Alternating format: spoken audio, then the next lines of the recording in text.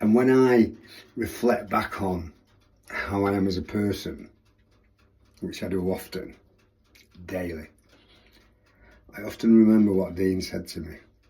And when I have ups and downs in my life, because I have them, we all have them, I always think about what he said to me.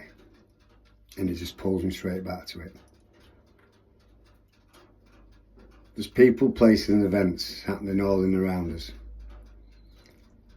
If I choose to get involved in that, it's not really anything to do with me, is it? But people try and pull you onto their side, don't they? And want you to be involved. And they want to justify that. But be your own island.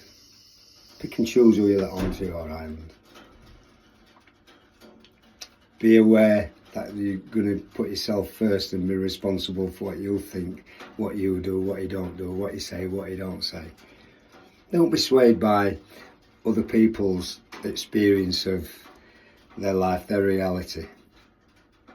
And what's that? They don't pull you into their version of their map.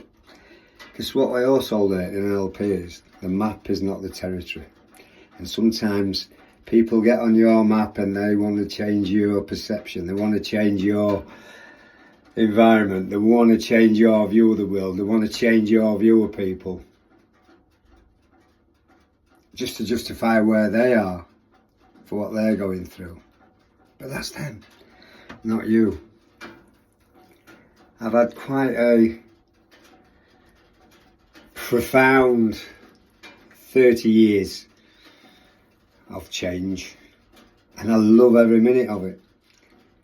I had a client not come today because he's gone to the races, so I just sat, listen to my favourite chap who inspires me, gives me great ideas, reset the clock or reset the cogs, get into that different vibration, and just have an understanding that everything will be alright.